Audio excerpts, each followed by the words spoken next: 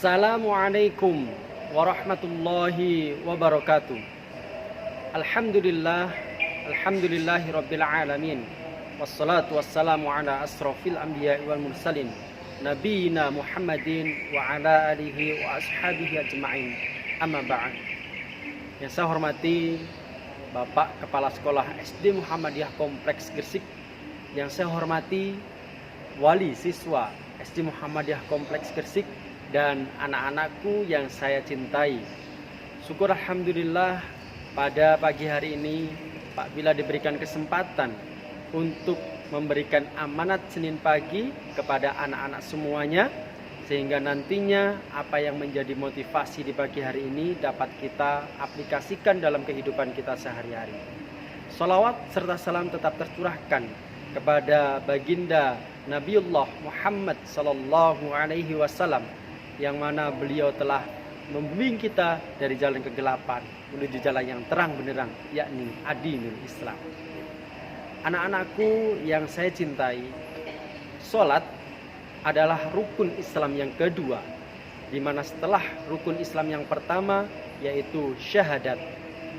Sekarang Pak Bila mau tanya kepada anak-anak semuanya, apakah anak-anak semuanya sudah bisa melakukan dua kalimat syahadat dengan baik dan benar?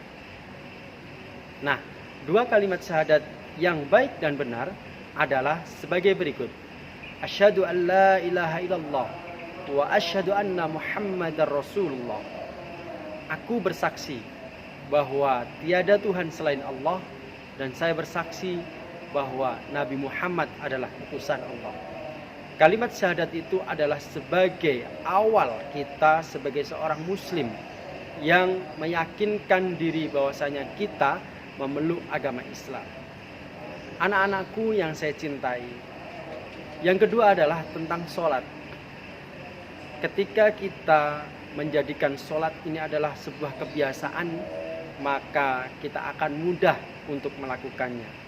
Namun ketika kita menjadikan sebuah sholat itu menjadi sebuah beban dalam hidup kita, maka setiap kita melakukan kegiatan sholat pasti akan ada setan yang menghalangi kegiatan kita untuk beribadah kepada Allah.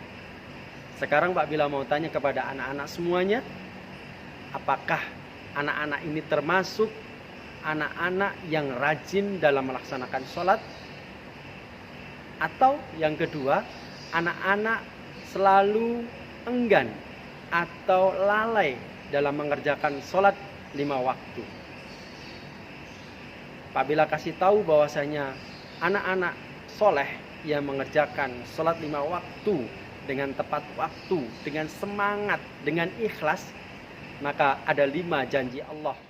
Rasulullah Shallallahu Alaihi Wasallam telah bersabda, barang siapa yang mengerjakan sholat itu dengan ikhlas, dengan baik, niscaya Allah akan memberikan 5 perkara ini.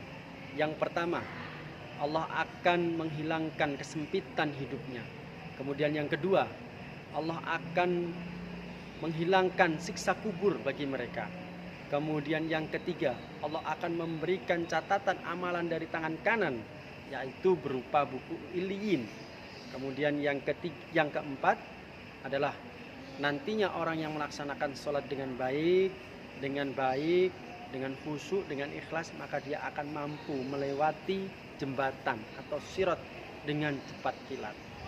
Kemudian yang kelima, Allah akan memberikan surga pada mereka tanpa hisab.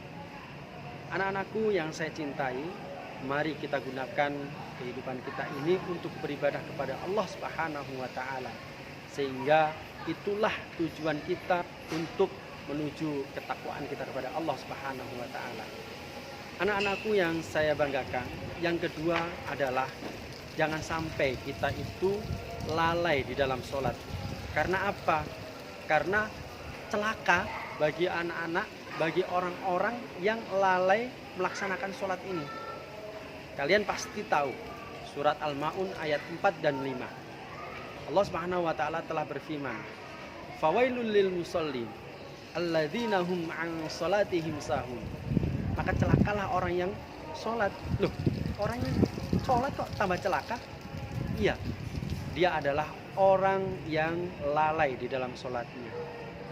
Bapak, lalai itu bagaimana? Lalainya adalah dia lupa, dia suka menunda-nunda waktu sholat, bahkan dia sengaja untuk meninggalkan sholat itu. Fanaudzubillah min dzalik.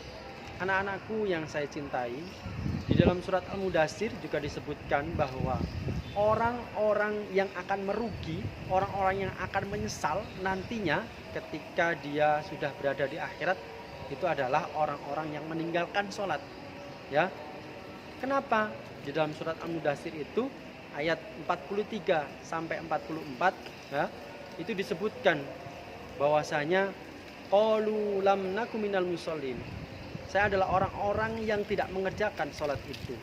Nah, jangan sampai nanti ketika kita berada di dalam neraka itu, kemudian nanti kita itu menyesal bahwasanya kita akan mengatakan hal itu kepada malaikat ketika bertanya.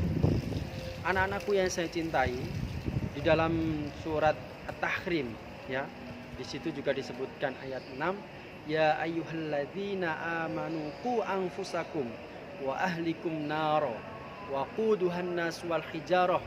Ya, di situ disebutkan, wahai orang-orang yang beriman, jagalah keluargamu, jangan sampai dia masuk ke dalam neraka. Ya.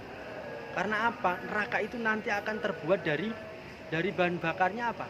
Bahan bakarnya adalah manusia. Siapa? Orang-orang yang tidak melaksanakan sholat juga di situ. Ya, dia nantinya bahan bakarnya apa lagi selain itu? Selain itu adalah batu. Ya.